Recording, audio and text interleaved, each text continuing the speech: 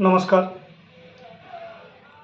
ভাৰতীয় জনতা পাৰ্টি মধুপুৰ মণ্ডলৰ যুৱ মৰ্চাৰ ফালৰ পৰা মই অসমবাসীক তথা ভাৰতবাসীক ঈদৰ শুভেচ্ছা জনাইছোঁ।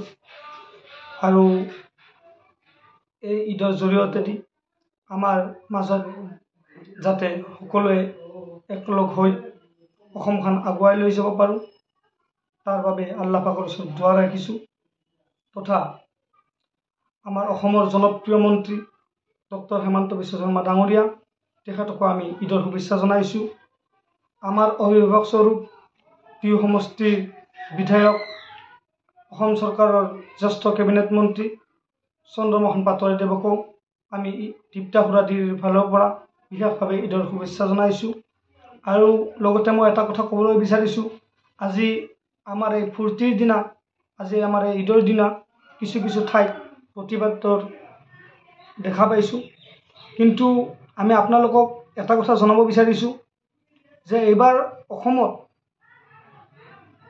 যে হেমন্ত বিশ্ব শৰ্মা ডাঙৰীয়াৰ চৰকাৰৰ নেতৃত্ব চৰকাৰত যি কৰি আছে, সেই কেৱল আমাৰ অসমীয়া খিলঞ্জীয়া মুছলমানৰ অধিকাৰৰ ক্ষেত্ৰত এইখন চৰকাৰে আমাৰ কাৰণে মাত মাতি আছে বা লাগি আছে। আজি আমাৰ অধিকাৰ একাংশ অবৈধ বাংলাদেশীমূলক মানুহে আমাৰ অধিকাৰবোৰ কাই লৈ যাই আছে। সেইবাবে হেমন্ত বিশ্ব শৰ্মা ডাঙৰীয়াই আমাৰ অধিকাৰক লৈ কিনে লাগি আছে। তেখেতক আমি আন্তৰিক ধন্যবাদ জনাইছোঁ। আৰু এইবোৰ একচুৱেলি ঈদৰ দিনা পলিটিক্স কৰিবলৈ নালাগে, কাৰণ যি যি ঠাইত আজি প্ৰতিবাদ হৈ আছে, আজি এইবাৰ গৌৰৱ গগৈ ঈদৰ নামাজ পঢ়িবলৈ অহা নাই। আমাকতো, মই এজন ইছলাম ধৰ্মী মানুহ হিচাপে মই এইটো কোৱা নাই যে অন্য ধৰ্মৰ মানুহ আহি কিনে আমাৰ লগত নামাজ পঢ়ক, চামিল হওক। তেওঁলোকৰ অন্তৰৰ ফালৰ পৰা আমালৈকে সন্মান আৰু মৰম থাকিলে সেয়া যথেষ্ট। আমাৰ লগত সুৰ মিলাই নামাজ নপঢ়িলেও আমি তেওঁলোকৰ মৰমবোৰ আমি অন্তৰত সদায় ৰাখিম। নামাজৰ আমাৰ লগত একেলগে থিয় হৈ নামাজ পঢ়িলে যে আমাক ভাল পোৱা হ'ব, সেইটো কোনো বুদ্ধি নহয়। তাহানিৰ পৰা আমি দেখি আহিছোঁ সেই লাইনবোৰ। এতিয়া আমি সজাগ হ'ব লগা হ'ল।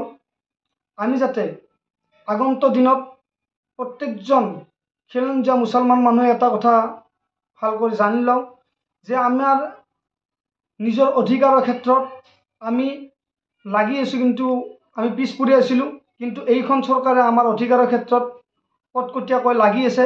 সেয়েহে আমি এইখন চৰকাৰক আমি আদৰণি জনাইছোঁ, ধন্যবাদ জনাইছোঁ।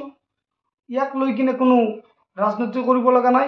আজি ঈদৰ দিনা আটাইবোৰ, চাহে মোৰ বিৰোধী হওক, চাহে মোক ভাল পোৱা হওক, প্ৰত্যেকজন মানুহকে ঈদৰ শুভেচ্ছা জনাইছোঁ। সকলোৰে মংগল হওক তাৰে কামনা কৰিছোঁ।